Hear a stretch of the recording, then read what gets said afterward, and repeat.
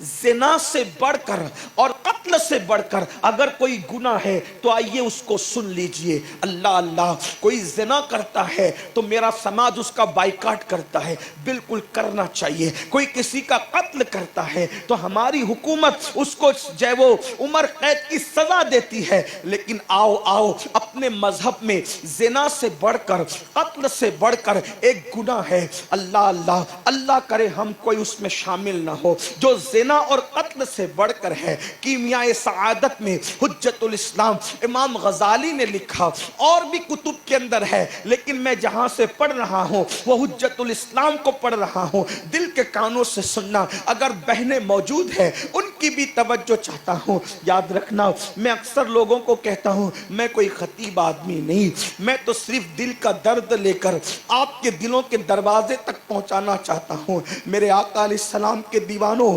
اپنے آپ پہ رحم کر لو. اس دنیا میں پہلی اور آخری مرتبہ آئے ہو، اس سے پہلے اس دنیا میں کبھی نہیں آئے تھے، اس کے بعد اس دنیا میں کبھی نہیں آؤ گے. اللہ نے پہلی اور آخری مرتبہ چانس دیا ہے، اور دنیا میں کیوں بھیجا؟ کھیتیاں کرنے نہیں بھیجا، پاپ کرنے نہیں بھیجا، دنیا میں ڈوبنے نہیں بھیجا، آوارگی کرنے نہیں بھیجا، عیاشی کرنے نہیں بھیجا. قرآن کہتا ہے الذی خلق الموت والحیات لیبلوکم ایکم احسن عملا. ہم نے زندگی اور موت کو اس لیے پیدا کیا کہ تمہیں آزمائے، تمہاری جانچ کرے، تمہارا امتحان لے کہ کون تھوڑی سی زندگی کو پا کر اچھا عمل کرتا ہے. اچھے عمل کے لیے آئے، نشہ کرنے نہیں آئے. اچھے عمل کے لیے آئے، عورتوں پہ پاپ کی نظر ڈالنے نہیں آئے. اچھے عمل کے لیے آئے، پیٹ بھر کھا کے نیند بھر سونے نہیں آئے. قتل اور زنا سے بڑا گناہ کون سا ہے؟ اللہ کرے آپ میں سے کوئی اس میں نہ ہو، لیکن آئیے دیکھتے کیا ہے. حدیث پڑھتے، ایک عورت حضرت کلیم اللہ موسیٰ علیہ السلام کے پاس آئی اور حضرت موسیٰ سے کہا اللہ کے کلیم، اللہ کے کلیم، مجھ سے بہت بڑا گناہ ہو گیا، مجھ سے بڑا پاپ ہو گیا، اور اب میں توبہ کرنا چاہتی ہوں، کیا میری توبہ قبول ہے؟ تو حضرت موسیٰ نے کہا کیا گناہ ہوا اللہ کی بندی، کیا گناہ ہوا؟ تو اس نے کہا اللہ کے کلیم، مجھے بتاتے ہوئے شرم آتی ہے، میں آپ سے کیا بتاؤں؟ آپ نے فرمایا بتا تو، تاکہ مجھے پتا چلے کہ تو نے کیا کیا ہے، تاکہ میں تجھے امید بندھاؤں، میں تجھے امید دلاؤں، تاکہ تیری توبہ کی قبولیت کی تجھے بشارت سناؤں. اس عورت نے کہا اے اللہ کے کلیم، میں نے زنا کیا، کسی کے ساتھ منہ کالا کیا. حضرت موسیٰ لرز گئے، کیونکہ جو جتنا اللہ کا محبوب ہوتا ہے وہ اتنا اللہ سے ڈرتا ہے، جو جتنا اللہ کا مقرب ہوتا ہے وہ اللہ سے اتنا ڈرتا ہے. حضرت موسیٰ لرز گئے. پھر اس نے کہا اللہ کے کلیم، صرف بدکاری زنا نہیں کیا، اس سے بچہ پیدا ہوا. تو سوچا کہ بچہ کو کہاں لے جاؤں گی، تو وہ بچے کو لے جاؤں گی تو لوگ مجھے دیکھیں گے اور میں بدنام ہو جاؤں گی، تو میں نے بچے کو ذبح کر دیا، قتل کر دیا. میرے آقا علیہ السلام فرماتے ہیں جو کسی بے گناہ کو قتل کرے گا وہ جنت کی خوشبو سے بھی محروم رہے گا، اس پر جنت کی خوشبو بھی حرام ہے. یہاں ایک بات عرض کروں، ہو سکتا ہے کوئی سوچ رہا ہو ارے مولانا آج کل کون کس کو قتل کرتا ہے. میں کہتا ہوں آپ اپنے بچوں کے قاتل بھی تو ہو سکتے ہیں نا. آج ماں کے پیٹ میں بچوں کو گرایا جا رہا ہے، بچوں کو کاٹا جا رہا ہے. بیٹے رہتے ہیں تو بچا لیا جاتا ہے، بیٹیاں رہتی ہیں تو کاٹ دیا جاتا ہے. 3 کے بعد چوتھا آئے تو کاٹ دیا جاتا ہے.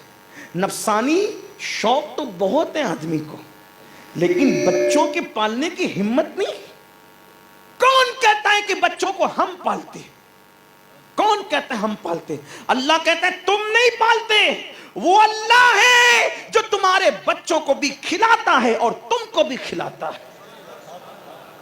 اگر بچوں کو ہم کھلاتے ہیں، پیدا ہونے کے بعد ہم کھلاتے ہیں، ماں کے پیٹ میں کون کھلاتا؟ ماں کے سینے میں غذا کون پیدا کرتا ہے؟ کوئی نہیں کھلاتا کسی کو، اللہ کھلاتا ہے. اس لیے بچوں کو قتل نہ کرو، دوسروں کے دیکھا دیکھی بے حیا بے غیرت نہ بنو. اور رہی بات بیٹی کی، کہتے بیٹی پیدا ہوگی کیسے پڑھائیں گے, کیسے پالیں گے, کیسے جہیز تیار کریں گے, کیسے شادی کریں گے. میں نے کہا جہیز کی تو میں تائید نہیں کرتا, ظالم معاشرہ ہے, لیکن آپ سے کہتا ہوں بیٹی اور بیٹے کی پیدائش کا فرق سن لو. ہمارے بزرگوں نے کہا جب بیٹا پیدا ہوتا ہے تو مشیت کہتی ہے جا تاکہ تو تیرے باپ کی مدد کر, اور جب بیٹی پیدا ہوتی ہے تو مشیت کہتی ہے جا تاکہ میں خود تیرے باپ کی مدد کروں. بیٹا باپ کا مددگار بن کر آتا ہے, لیکن بیٹا غدار ہو جائے تو مدد نہیں کرتا, لیکن جب بیٹی پیدا ہوتی ہے تو خدا کی مدد خود اترتی ہے, اور خدا کی مدد کبھی غداری نہیں کر سکتے. ان اللہ لا یخلف المیعاد. اور سنو, بیٹی کا باپ ہونا عیب نہیں ہے بلکہ مصطفیٰ جان رحمت کی سنت ہے. آقا ارشاد فرماتے ہیں, آقا ارشاد فرماتے ہیں کہ میں محمد بیٹیوں کا باپ بن کر آیا ہوں. اللہ کی عزت کی قسم, کسی کے ہزاروں بیٹے ایک پلے میں رکھے جائیں اور رسول اللہ کی شہزادی سیدہ فاطمہ ایک پلے میں ہو تو کسی کے ہزاروں بیٹے نبی کی ایک شہزادی کا مقابلہ نہیں کر سکتے.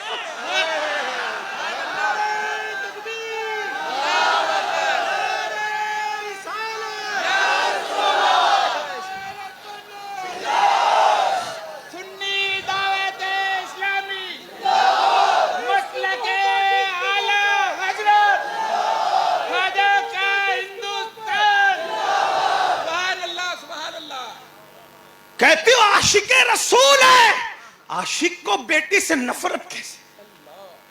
اگر عاشق کا عشق دیکھنا ہے تو اجمیر مقدس جا کے دیکھ.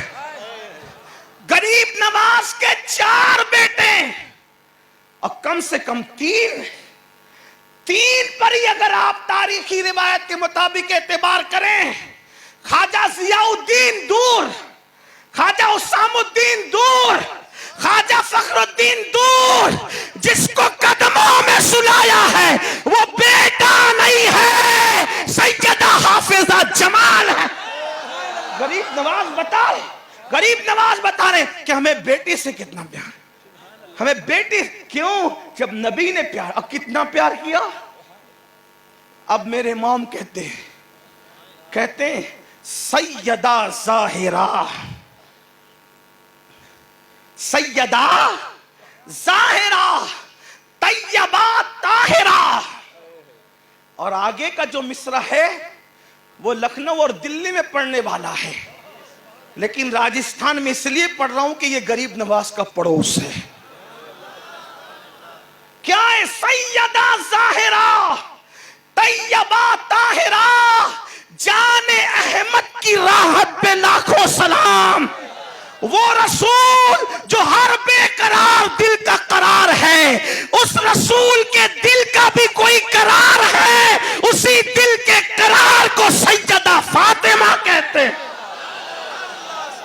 وہ قوم رسول اللہ سے عشق کا دعویٰ کرنے, بیٹیوں کو ماں کے پیٹ میں قتل کرے, بچوں کو خوف سے, غربت کے خوف سے قتل کرے.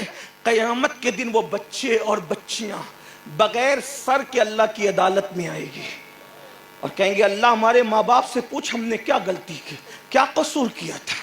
تو اللہ فرمائے گا آج عدل کا دن ہے, لاؤ ان کے ماں باپ کو پکڑ کے لائے, یہ بے سر کے بچے تمہارے ہیں, ہمارے, ہاں کیا قصور کیا تھا انہوں نے, ہم انہیں نہیں جانتے. کہا لیکن یہ تمہیں جانتے, تم نے چمچوں سے, کانٹوں سے, ڈاکٹر کے مکر و فریب سے پیٹ میں ٹکڑے کر کر کے انہیں گٹروں میں بہایا تھا.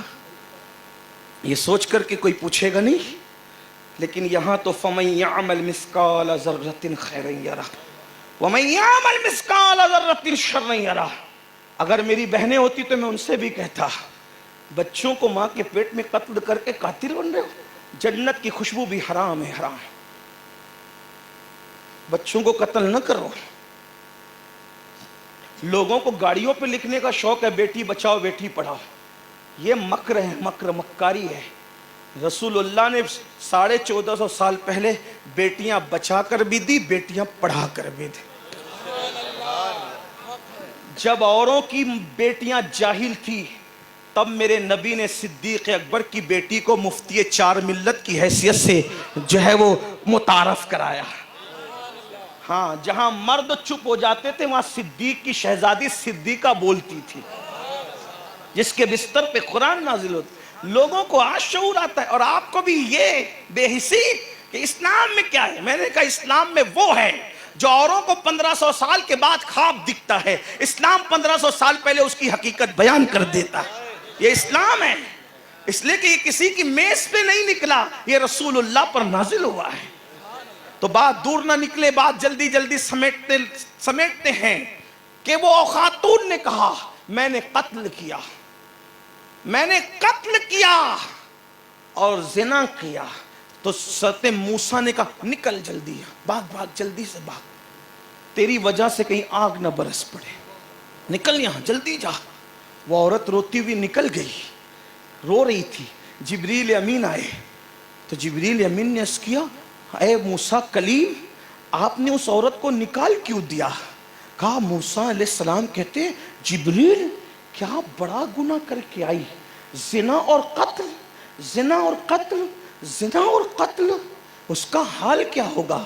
تو جبریل امین نے عرض کی اے اللہ کے پیغمبر، میں آپ کو یہ نہ بتاؤں اس سے بڑا گناہ بھی دنیا میں ہے، اس سے بڑا گناہ بھی دنیا میں ہے، اور اس کو جو عذاب ہونا ہے اگر اس کی توبہ قبول نہ ہوئی، اس سے بڑا عذاب ان کو ہوگا جو اس سے بڑا گناہ کریں گے۔ تو حضرت موسیٰ نے تعجب کیا، اس سے بڑا گناہ بھی لوگ کریں گے؟ ہاں، کیا ہے؟ کیا ہے؟ اب سنو، زنا اور قتل سے بڑا گناہ کیا ہے؟ تو حضرت جبریل علیہ السلام کہتے ہیں جو ایک وقت کی نماز جان بوجھ کر چھوڑ دے وہ اس عورت سے زیادہ گنہگار ہے، وہ اس عورت سے زیادہ پاپی ہے، ان کو اس عورت سے زیادہ عذاب ہوگا۔ میرے عزیز، ہنسنے کی بات نہیں، غور تو کرو، زانیوں کو، قاتلوں کو جو عذاب ہوگا اس سے بڑا عذاب بے نمازیوں کو۔ اور اللہ کے رسول علیہ السلام ارشاد فرماتے ہیں جہنم میں ایک وادی ہے، اس وادی کا حال یہ ہے کہ اگر اس میں پہاڑ ڈال دیے جائیں، پہاڑ، تو پہاڑ بھی پگھل جائیں، پہاڑ بھی اس جہنم کی وادی میں پگھل جائیں، اور ایک دن میں 5 مرتبہ جہنم اس وادی سے پناہ مانگتا ہے، اس میں بے نمازیوں کو ڈالا جائے۔